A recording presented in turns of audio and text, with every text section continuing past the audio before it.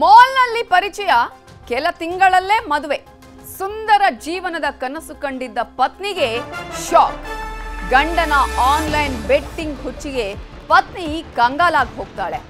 ಆಕೆಗೆ ಪರಿಚಯ ಆಗಿದ್ದು ಮಾಲ್ನಲ್ಲಿ. ಅವರಿಬ್ಬರ ಪರಿಚಯ ಆನಂತರ ಪ್ರೇಮವಾಗಿ ತಿರುಗಿ ಮದುವೆಯವರೆಗೂ ಬರುತ್ತೆ, ಮದುವೆನೂ ಆಗುತ್ತೆ. ಸುಂದರ ಜೀವನದ ಕನಸನ್ನ ಕಂಡಿರ್ತಾಳೆ. ಆದರೆ ಪತ್ನಿಗೆ ಮದುವೆ ಆದ್ಮೇಲೆ ಗೊತ್ತಾಗುತ್ತೆ ಗಂಡನ ಆನ್ಲೈನ್ ಬೆಟ್ಟಿಂಗ್ ಹುಚ್ಚು ಯಾವ ರೀತಿಯಾಗಿದೆ ಅನ್ನೋದು. ಇದರಿಂದ ಕಂಗಾಲಾಗಿ ಹೋಗ್ತಾಳೆ ಪತ್ನಿ. ಗಂಡನಿಗೆ ನಾನಾ ರೀತಿಯಲ್ಲಿ ಬುದ್ಧಿ ಹೇಳ್ತಾಳೆ. ಇವತ್ತು ಬದಲಾಗ್ತಾನೆ, ನಾಳೆ ಬದಲಾಗ್ತಾನೆ ಅಂತ ಹೇಳಿ ಆಕೆ ಬರೋಬ್ಬರಿ 2 ವರ್ಷ ಕಾಯ್ತಾಳೆ. ಏನಾದ್ರೂ ಆಗ್ಲಿ ಈತ ಸರಿ ಹೋಗ್ಬೋದು ಅನ್ನುವಂತಹ ರೀತಿಯಲ್ಲೇ ಆಕೆ ಕಾಯ್ತಾನೆ ಇರ್ತಾಳೆ.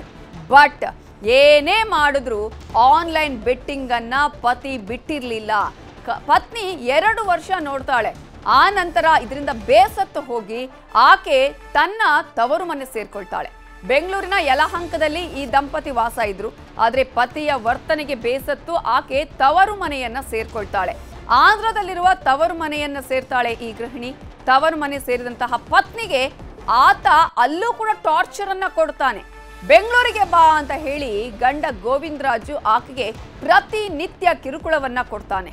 ಜಾಲತಾಣದಲ್ಲಿ ತನ್ನ ಪತ್ನಿಯ ಅಶ್ಲೀಲ ಫೋಟೋವನ್ನು ಕೂಡ ಈತ ವೈರಲ್ ಮಾಡ್ತಾನೆ. ಪತಿಯ ವಿಕೃತಿಗೆ ಪತ್ನಿ ಬೆಚ್ಚಿ ಬೀಳ್ತಾಳೆ. ಏನಪ್ಪ ಇದು, ಈ ರೀತಿಯ ಪರಿಸ್ಥಿತಿ ಆಗೋಯ್ತು ಅಂತ ಹೇಳಿ ನಂತರ ಆಕೆ ಬೆಂಗಳೂರಿಗೆ ವಾಪಸ್ ಬರ್ತಾಳೆ. ಬೆಂಗಳೂರಿನಲ್ಲಿ PG ಒಂದರಲ್ಲಿ ಆಕೆ ನೆಲೆಸ್ತಾಳೆ.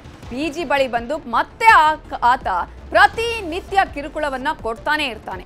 ಕೆಲ ಆಪ್ಗಳಲ್ಲಿ ಪತ್ನಿಯ ಅಶ್ಲೀಲ ಫೋಟೋವನ್ನ ಕೂಡ ಆತ ಹಾಕ್ತಾ ಇದ್ದ. ಗಂಡನ ವಿಕೃತಿಗೆ ಬೇಸತ್ತು ಠಾಣೆಯ ಮೆಟ್ಟಿಲೇ ಇರ್ತಾಳೆ ಪತ್ನಿ.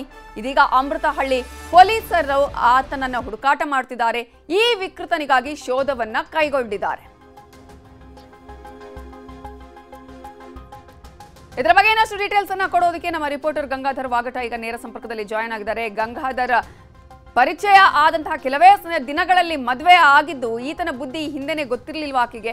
ಜೊತೆಗೆ ಎಷ್ಟೇ ಬುದ್ಧಿ ಹೇಳಿದ್ರು ಈತ ಯಾಕೆ ಕೇಳ್ತಾ ಇರ್ಲಿಲ್ಲ? ಅಷ್ಟರ ಮಟ್ಟಿಗೆ ಚಟಕ್ಕೆ ಬಿದ್ದಿದ್ನ ಆತ. ಇದೀಗ ಆತನನ್ನ ಹುಡುಕುವ ಕೆಲಸ ಯಾವ ರೀತಿಯಾಗಿ ಪೊಲೀಸರು ಮಾಡ್ತಿದ್ದಾರೆ?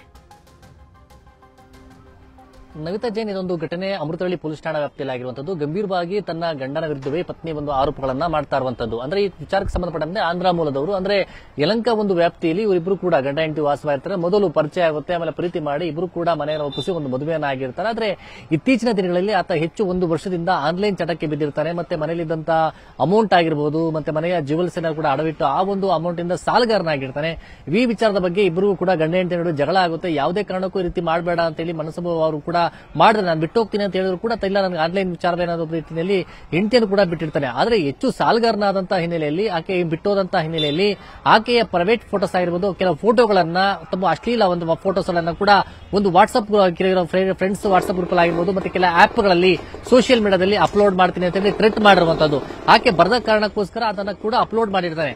ಆ ಬಳಿಕ ಇದರಿಂದ ಗಂಡನ ಒಂದು ವಿಕೃತಿ ಮನಸ್ಸಿಗೆ ಆಕೆ ಬೇಸತ್ತು ನಂತರ ಬಂದು ಬೆಂಗಳೂರಿನಲ್ಲಿ ಒಂದು PGಯಲ್ಲಿ, ಅಂದ್ರೆ ಅಮೃತಹಳ್ಳಿ ಠಾಣಾ ವ್ಯಾಪ್ತಿಯ ಒಂದು PGಯಲ್ಲಿ ಉಳ್ಕೊಂಡಿರ್ತಾಳೆ. ಆ ನಂತರವೂ ಕೂಡ ಆತ ಪ್ರತಿನಿತ್ಯ ಟಾರ್ಚರ್ ಅನ್ನ ಕೊಡುವಂತ ಕೆಲಸವನ್ನ ಮಾಡ್ತಾನೆ.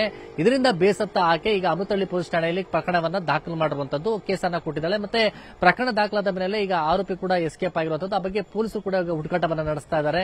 ಮತ್ತೆ ಈ ವಿಚಾರಕ್ಕೆ ಯಾವ್ಯಾವ ಆಪ್ಗಳಲ್ಲಿ ಆತ ಪೋಸ್ಟ್ ಮಾಡಿದ್ದ, ಮತ್ತೆ ಆ ಬಗ್ಗೆ ಈಕೆ ಕೊಟ್ಟಿರುವಂತಹ ಕಂಪ್ಲೇಂಟ್ ನ ಸ್ಪಷ್ಟತೆ ವಿಚಾರಕ್ಕೆ ಸಂಬಂಧಪಟ್ಟಂತೆ ಪೊಲೀಸರು ತನಿಖೆಯನ್ನ ಮಾಡ್ತಾ ಇದ್ದಾರೆ. ತನಿಖೆ ಬಳಿಕ ಈಕೆ ಕೊಟ್ಟಿರುವಂತಹ ಆರೋಪ ಕಂಪ್ಲೇಂಟ್ ವಿಚಾರಕ್ಕೆ ಸಂಬಂಧಪಟ್ಟಂತೆ ಆ ಬಂಡ ಸಿಗದ ಬಳಿಕ ಗಂಡನ ಸ್ಟೇಟ್ಮೆಂಟ್ ಅನ್ನ ಕೂಡ ತೆಗೆದುಕೊಳ್ತಾರೆ. ಇದರ ಸತ್ಯಾಸತ್ಯತೆ ಏನು ಅನ್ನೋದು ಕೂಡ ಗೊತ್ತಾಗಬೇಕಾಗಿರುವಂತದ್ದು.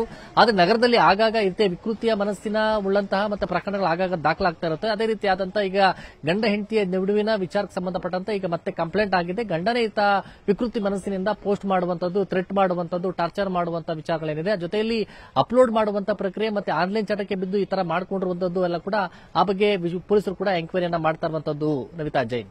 ಓಕೆ, ಥ್ಯಾಂಕ್ ಯು ಗಂಗಾಧರ್ ವಾಗಟ ಡೀಟೇಲ್ಸ್ಗೆ.